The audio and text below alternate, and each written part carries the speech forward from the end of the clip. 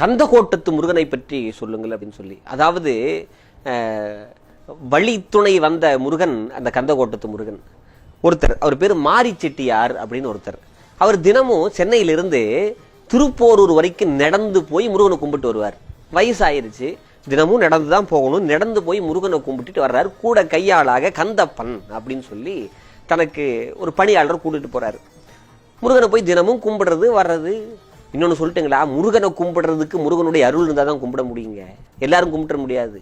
அவன் அருளாலே அவன் தாழ் வணங்கி அப்படின்னு மாணிக்க வாசகர் சொல்றாரு. காஞ்சி பெரியவர்கிட்ட போய் கேட்டாங்க, பெரியவா அம்பாளை கும்பிடுறதால என்ன பலன் அப்படின்னு. அதுக்கு அவர் சொன்னாரு, அதுவே அதற்கு பலன் அப்படின்னாரு. நீ கும்பிடுற இல்ல, அடுத்த தடவை கும்பிடுறதுக்கு அவளுடைய அருள் இருந்தால் தான் கும்பிட முடியும். அப்படி முருகப்பெருமானுடைய அருள் இருந்தால் மட்டும்தான் முருகனை கும்பிட முடியும். அப்ப முருகனை கும்பிட்டுக்கிட்டு இருக்காரு. வயசாகிருச்சு. வயசான உடனே எப்படி முருகா அவனை நான் கும்பிடுறது, நான் வந்து கும்பிடுறது கஷ்டமா இருக்குமே. அதனால நான் இருக்கிற இப்ப கந்தகோட்டம் அப்படின்னு சொல்லக்கூடிய இடம், அதாவது இப்ப பிராட்வே இருக்கு பாத்தீங்களா, சென்னைக்கு பக்கத்துல பிராட்வே, முத்தியால்பேட்டையில, அங்க இருக்கக்கூடிய இடத்துல அவரை பக்கம் அங்கதான் அவர் வீடு. அங்க ஏதாவது ஒரு முருகன் கோயில் கட்டிட்டா முருகா அப்படின்னு எனக்கு கேட்கிறாரு. எப்படி கட்ட முடியும்? இஷ்டமா நம்ம இஷ்டத்துக்கு கோயில் கட்டிட முடியுமா? முடியாது. அந்த திருப்போரூர் முருகன் கிட்ட வேண்டார், கவலைப்படாத, உனக்கு உண்மை நன்மையே நடக்கும் அப்படிங்கிற மாதிரி மனசுக்குள்ள ஒரு எண்ணம் ஏற்படுது. வழிபாடு முடிச்சுட்டு நைட்டு கிளம்புறாங்க. யாரு? மாரி செட்டியாரும் கந்தப்பனும், கந்தப்பன்கிறதும் பணியாளன், 2 பேரும் வர்றாங்க. அப்படி வருகிற போது சாப்பிடணும்ல, ஒரு ஓரமா உட்காந்து. அந்த காலத்துல ஹோட்டல் இதெல்லாம் எதுவும் கிடையாது. இந்த ஆர்டர் பண்ணி சாப்பிட்றது, குக் பண்ணி சாப்பிட்றது மட்டும்தான், புக் பண்ணி சாப்பிட்றதுலாம் கிடையாது. அப்ப என்ன ஆச்சு அப்படின்னா, ஒரு இடத்துல உட்காந்து சாப்பிட்றாங்க. சாப்பிட்ட உடனே உண்ட களைப்பு தொண்டனுக்கும் இருக்குன்னு படுத்து தூங்குறாங்க. அப்ப கனவுல முருகப்பெருமான் வர்றாரு. கனவுல முருகப்பெருமான் வருவாரான்னு கேட்டா கண்டிப்பாக வருவார். நம்ம கனவை முருகனை நினைக்கணும், கட்டாயம் முருகப்பெருமான் வருவார். கனவுல வர்றாரு. நீ கோயில் கட்டணும்னு நினைக்கிற, கவலைப்படாத, நீ கனவு முடிந்து எழுகிற போது நாகராஜா ஒருத்தர் வருவார், பாம்பு ஒண்ணு வரும், அது வழி காட்டும், அந்த இடத்துக்கு போ, அங்க என்னுடைய சிலை இருக்கும், அதை எடுத்துட்டு போய் கோயில் கட்டு அப்படிங்கிறார். அதே மாதிரி இவர் கனவை முழி தெரிந்திருக்கிறாரு. எந்திரிச்ச உடனே ஒரு பாம்பு படம் எடுத்து நிற்கிறது. படம் எடுத்து நிற்கிறத பார்த்தோன்னே பயந்து போயிட்டார். பயப்பட்டவர் மறுபடியும் பயப்படாம முருகனுடைய அருள் அப்படின்னு புரிஞ்சுக்கிட்டாரு.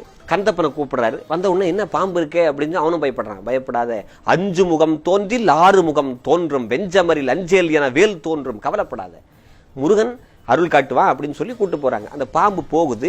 பின்னாடியே கந்தப்பனும் மாரி செட்டியாரும் போறாங்க. ஒரு புதருக்குள்ள போய் அந்த பாம்பு மறைஞ்சு போகுது. புதரை கலைச்சு பார்த்தா அங்க முருகப்பெருமானுடைய சிலை, அருமையான சிலை கிடைக்குது. அந்த சிலையை தூக்கி தலையில வெயி அப்படின்னு கந்தப்பன் கிட்ட பெரியவர் சொல்றாரு. ஐயா, நீங்க வயசானவராச்சே, இப்படி என் குழந்தைய நான் தூக்காம இருப்பனா, அவன் இத்தனை வருஷமா என்ன தூக்கணும், அவனை நான் தூக்காம இருப்பனா அப்படின்னு சொல்லி தலையில வச்சா பூ பந்து எப்படி இருக்கும் அது மாதிரி வச்சு தூக்கிட்டே வர்றாங்க. அங்கிருந்து திருப்பூரில் இருந்து அப்படியே நடந்து வர்றாங்க. சென்னையெல்லாம் தாண்டி அந்த முத்தியால்பேட்டைக்கு பக்கத்தில் வர்றாங்க. கனம் அதிகமாகுது. அவர் பெரியவர் சொல்றார், என்னால் கனம் அதிகமாயிருச்சு, நீ என்னால் தூக்க முடியாது, உன்னாலையும் தூக்க முடியாது, அதனால இங்கே இறக்கி வைப்போம் தோட்டத்தில் அப்படின்னு சொல்லிட்டு ஒரு இடத்துல வைக்கிறாங்க. முத்து நாயக்கர் அப்படின்னு ஒருத்தர், அவருடைய தோட்டத்தில் இறக்கி வைக்கிறாங்க. இறக்கி வச்சா முருகனை தூக்க முடியல, தாங்கவே முடியல, எடுக்கவே முடியல. அதே நேரத்தில் முருகப்பெருமான் கனவுல போய் சொல்றாரு. யாரோட கனவுல போய் சொல்றாரு? முத்து நாயக்கருடைய கனவுல போய் சொல்றாரு, உன்னுடைய தோட்டத்தில் நான் நாளைக்கு எழுந்துருளேன், எல்லாரும் மக்களோட சேர்ந்து வந்து பாருங்க என்று சொல்ல, அப்படி முத்து நாயக்கர் எல்லாரையும் கூட்டு வந்து பார்த்தா இங்க கந்தப்பனும் மாரி செட்டியாரும் முருகனை வச்சிருக்கிட்டு இருக்காங்க. இதுதான் முருகப்பெருமான் சொந்த இடம், இங்கேதான் கோயில் கட்டுவோம் என்று சொல்லி கோயில் கட்டி இடம் தான் பிராட்வே பக்கத்தில் இருக்கக்கூடிய அந்த முத்தியாலுப்பேட்டையில் இருக்கக்கூடிய கந்தகோட்டத்து முருகன் கோயில். என்னென்ன வேண்டுதல்கள் வேணா வைக்கலாங்க. வள்ளல் பெருமான் அவர்கள் முதல்ல பாடின பாட்டு அந்த கோயில தான்.